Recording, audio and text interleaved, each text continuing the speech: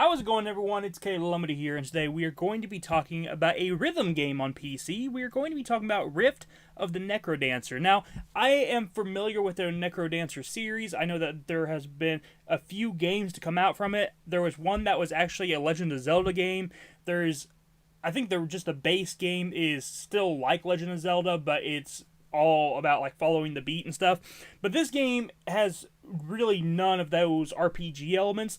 This is a straight up rhythm game, and that's what I was looking for because, I'm not a huge Legend of Zelda guy. So for me, this was right up my alley though, because I love games like Rock Band, I love games like Guitar Hero, I even love the Fortnite band mode. So this is right up my alley, and the way it presents itself, it looks very similar. You have kind of like what looks like the neck of the guitar, and you have the notes coming down, and in this case the notes are actual monsters, and you have to hit the monsters in time with the rhythm and the beat of the music, and it's really good. I really enjoy it, and it does some things that's a little bit different from any other rhythm game I've ever seen, and for some people it may be a turnoff. For me, I actually found it kind of refreshing. When you start off this game, I highly recommend you go right into story mode, because if you hop into free play mode, which is what I did the first time I hopped into this game, you will be probably very confused about what is going on in terms of how this game works, because this is not your regular rhythm game.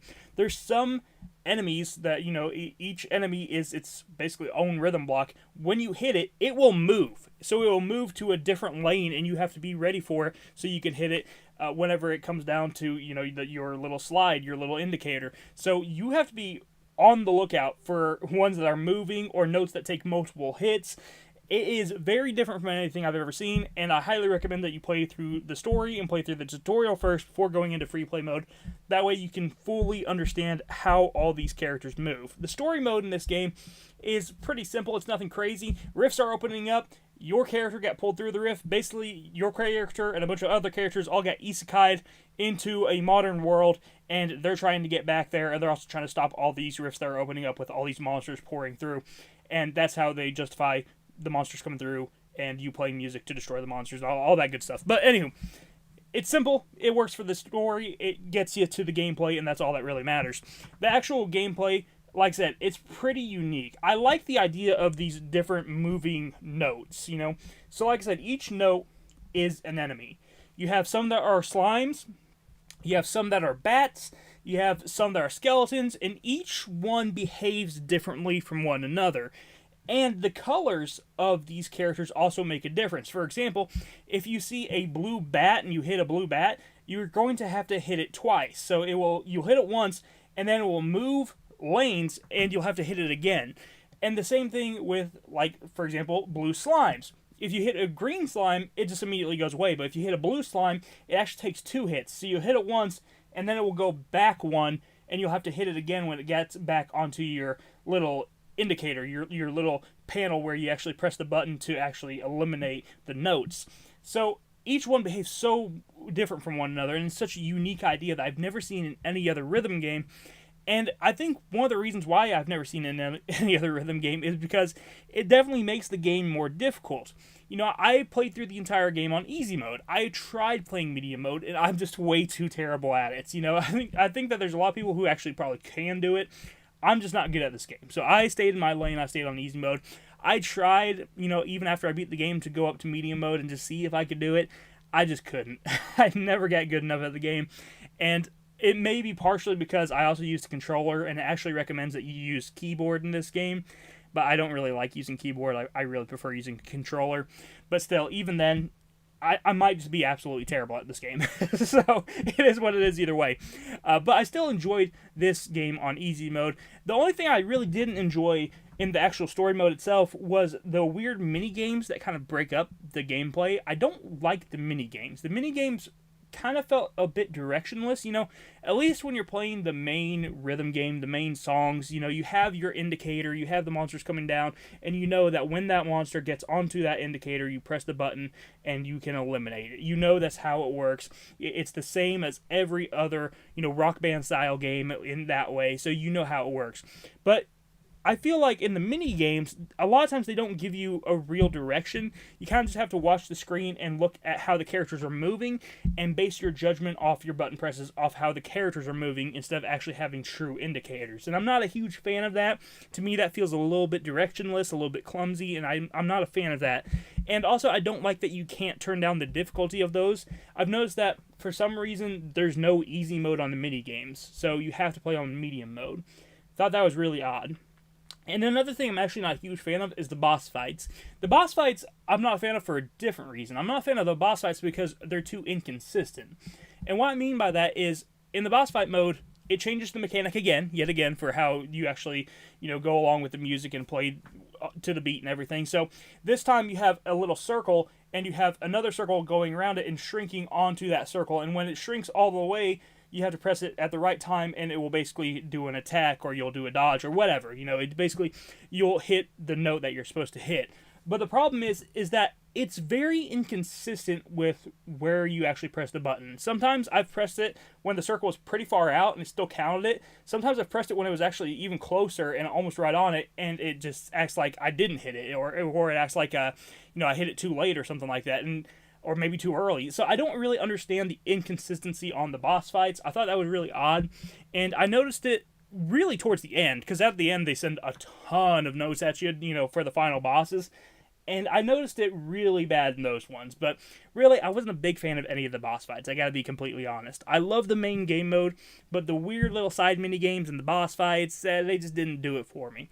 That being said, one thing that is nice about this game is that once you actually get through the story mode, you can obviously unlock a bunch of songs to play through in the free play mode, and I really enjoy the free play mode, especially because you have a lot of songs that are not just originals from this game. A lot of the music in this game is just kind of like their own original stuff, and it's not bad. I actually like all the music in this game, but there's like no lyrics or anything like that. It's pretty generic for, a rhythm game. But some of the DLC, I actually get the HoloLive DLC with this. They had like a bundle, and if you get the bundle that has the HoloLive songs, it's only like $1 more. So I figured, why not go ahead and do that?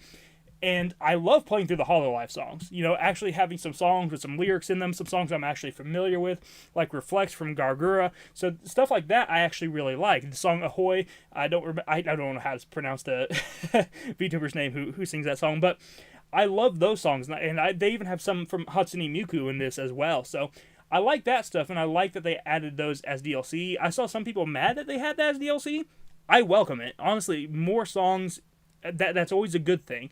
Even if you have to pay for it, honestly, at the end of the day, at least they're still supporting the game, You can't expect them to keep giving free content, especially when it's music like this that they actually have to get licensed and everything like that. It's a bit difficult. But that being said, they actually still do give some creative freedom to the community, because you can actually use the Steam Workshop and download custom songs in this. And I have played through some of the custom songs, which, some of the songs that get added to this game are songs from other video games. So I was playing through a song from Sonic Forces, or not Sonic Forces, I'm sorry, Sonic Frontiers. Sonic Forces, by the way, is better than Sonic Frontiers, I'll say it right now. But anyway, that's just a video for a different day. But I played through this song from Sonic Frontiers, Undefeatable. I played through the JoJo Bizarre Adventures opening. I played through the Attack on Titan opening, and it's just cool that there's actually a community around this game that just keeps adding songs to it.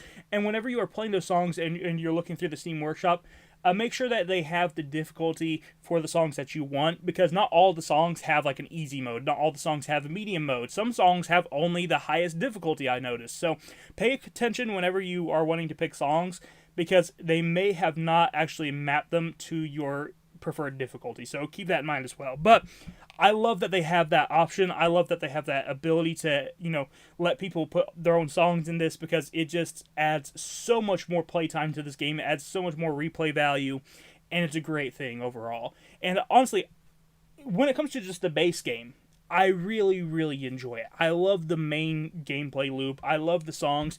The only two things that I'm not a big fan of is the boss fights and the mini games. But other than that, this game is fantastic. The majority of this game is absolutely fantastic, and I absolutely loved it. I love my time with it. It's such a different rhythm game than any other rhythm game I've ever played before.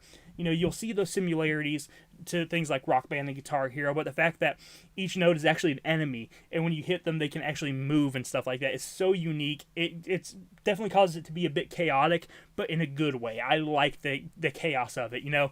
I just wish I was better at it, but still, I still enjoy the game for what it is. It's really fun, and honestly, I hope that they keep adding more songs to it. I hope they keep adding, you know, more, even if it's just VTuber stuff, just keep adding more stuff to it, you know? It'd be great to see even more DLC for this game because I'm really enjoying it, and I'd love to see some more official releases from this game. So definitely very happy with this game. This game costs, I think, $20, $21 with the HoloLive bundle, I think. For that, it's completely worth it. I 100% enjoyed my time with it, and I'll probably put more time into this game, honestly. I really did love this game, and I think it's really well made. There's a lot of care that goes into this, you know. And one thing I actually like, too, with the story mode is that the story mode is told in kind of like a visual novel way until you get to the actual, like, you know, rhythm part of the game. So I actually like the story, too, because, you know, visual novels, that's kind of like right up my alley. I love visual novels, so I love the way that it tells a story. I love the art style. The art style is beautiful in this game. Absolutely love that. It definitely has its own unique look, and I really enjoy that. Love all the characters as well. All the characters are great. Even the villains are great. And just the storyline, even though it's pretty simple, it's still pretty good. So overall, I like this game. I think it's good. I think that this is probably one of the best games to come out in 2025 so far, and hopefully we get more from this game. I would like to see also. I hope that if this game does well enough, the next game that this company makes will actually be similar to this one, because, you know, I'm not a fan of the dungeon crawler style games and stuff like that, but rhythm games like this I really enjoy, and I'd love to have more of. So maybe they'll do something like that. That'd be cool. But thank you guys for watching. I hope you enjoyed. If you did, hit the like button, subscribe button down below, and I'll see you in the next one. You have a wonderful day. Bye bye.